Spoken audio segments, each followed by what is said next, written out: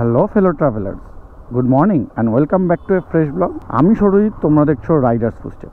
যারা আমার আগের ভিডিওটা দেখেছো তারা সবাই জানো আমি গতকাল পুরী এসে গেছিলাম। আজ সকাল সকাল ঘুম থেকে উঠেই পুজো দেওয়ার কাজটা সেরে নিয়েছি। পুরী বা উড়িষ্যার অন্যান্য যত মন্দির আছে সব জায়গাতেই একটা জিনিস খুব ভালোভাবে দেখতে পাওয়া যায়, সেটা হচ্ছে নিপুণ কারুকার্য। আর এই নিপুণ কারুকার্য যাদের দ্বারা সৃষ্টি, তাদের জায়গা হলো রঘুরাজপুর, বা অনেকেই বলে আর্টিস্ট ভিলেজ। এই রঘুরাজপুর পুরী থেকে প্রায় 10 কিলোমিটার দূরে অবস্থিত একটা গ্রাম, ছোট্ট গ্রাম, যেখানে গেলে এই ঝামা পাথরের ওপর তৈরি নিপুণ কারুকার্য আমরা কিন্তু দেখতে পাই। সেই জন্যই সকাল সকাল বেরিয়ে পড়েছি। এখান থেকে 10 কিলোমিটার, তো খুব বেশি সময় তো লাগবে না।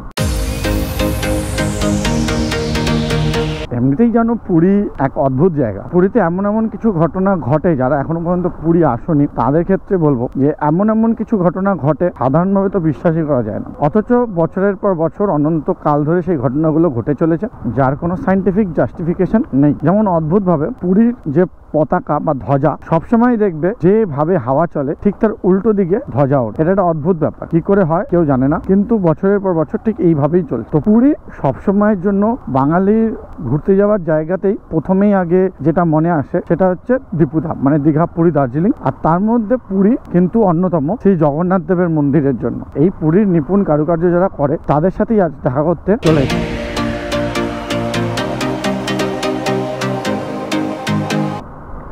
গুগল ম্যাপ বলছে এরপর থেকে হাইওয়ে থেকে ডান দিকের রাস্তাটা নিতে হবে, কিন্তু দেখাচ্ছে পুরো রাস্তাটাই কিন্তু গ্রামের মধ্যে দিয়ে যাচ্ছে, তো যথেষ্ট সতর্ক হয়ে গাড়ি চালাতে হবে।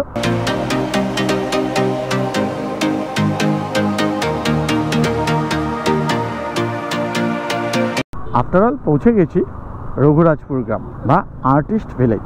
চলো দেখে নিই, লোকজনের সঙ্গে কথা বলে নিই কী কী পাওয়া যাচ্ছে, আর তোমরা এখানে এলে কী কী পাবে। পেন্টিংটা হয় তার নামটা আছে পটচিত্র। এটা সবাইগুলো হাতের তৈরি করা হয়। কলরগুলো যে ইউজ হয় ন্যাচারাল স্টোন कलर यूज है।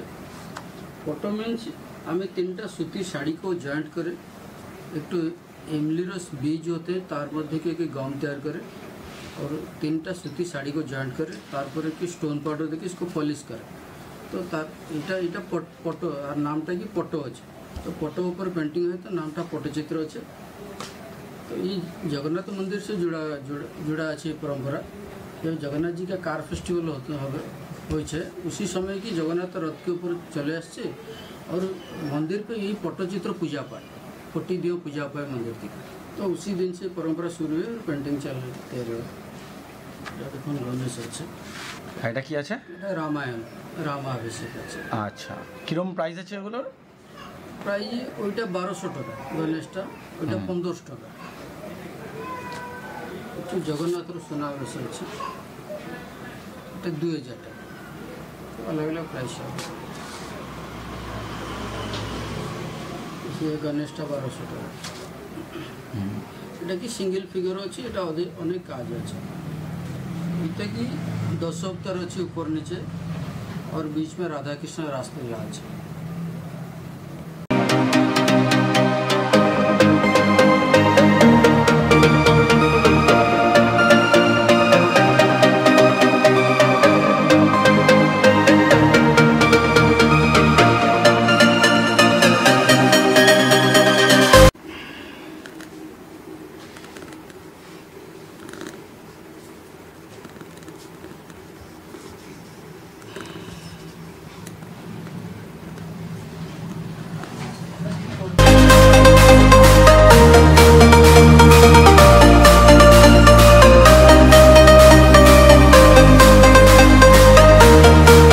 দেখলে রঘুরাজপুরে কীভাবে পাম লিফের ওপর ছোটো ছোটো ছোটো কারুকীর্তি তৈরি করা হয়, কতটা যত্ন সহকারে তৈরি করা হয় বা কত সুন্দরভাবে তৈরি করা হয়, তো দেখলেই।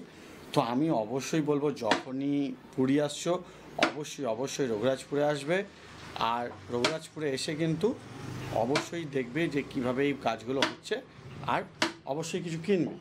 তো আমি অনেকক্ষণ ধরে ভেবে যেটা দেখতে পাচ্ছি সেটা হচ্ছে আমি মেবি এইগুলো কিনবো।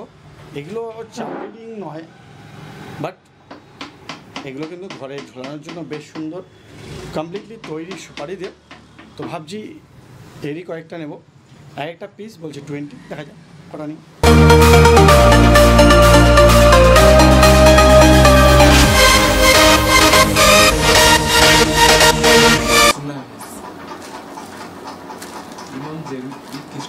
पॉपुलर पेंटिंग इन्होंने राधा कृष्णा जैसे डिटेलिंग वाला पेंटिंग देखिए थैंक यू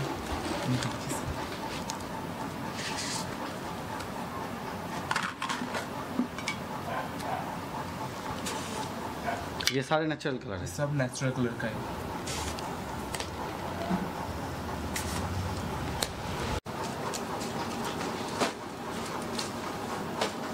আমার এটা বেশ পছন্দ হয়েছে, সেই জন্য আমি ভাবছি এটা কিনবো। আর বাকি কীরকম ধরনের কাজকর্ম আছে সেটা তোমরা দেখলেই। মেবি ব্যাকগ্রাউন্ড নয়েজ আসছে কারণ উপরে ফ্যান চলছে, তো ফ্যান বন্ধ করার কোনো অপশান নেই এই মুহূর্তে, প্রচণ্ড গরম। আর এটা আপাতত আমি নিচ্ছি আর এখান থেকে বেরিয়ে পড়ছি, বাজে প্রায় 2টো, তো ব্রেক লাঞ্চের টাইম হয়ে গেছে, চলো। বেরিয়ে পড়েছি রঘুরাজপুর গ্রাম থেকে। আমার তো অসাধারণ লাগলো। প্রত্যেকটা যে কটা বাড়িতে আমি গেলাম তাদের কাজকর্ম, তাদের আঁকা এতটাই সুন্দর যে অতুলনীয়। তোমরা যারা আসছো অবশ্যই রেকমেন্ড করবো একবার অবশ্যই রঘুরাজপুর ঘুরে যাবে। সি বিচের পাশে প্রচুর অটো আছে, অটো স্ট্যান্ড আছে, তাদের সাথে কথা বলে বার্গেনিং করে তোমরা অনায়াসেই কিন্তু পৌঁছে যেতে পারবে রঘুরাজ। 15 থেকে 20 মিনিটের রাস্তা, অটোতে এলে ম্যাক্সিমাম হয়তো আধা ঘন্টা সময় লাগবে। টাইম আপডেট অলমোস্ট 2টোর কাছাকাছি বাজে, তো টাইম ওয়েস্ট না করে ঝটপট পৌঁছে যাবো হোটেলের দিকে, কারণ এরপরে পৌঁছে লাঞ্চও করতে হবে। তো চলো সরাসরি দেখা হচ্ছে পৌঁছে।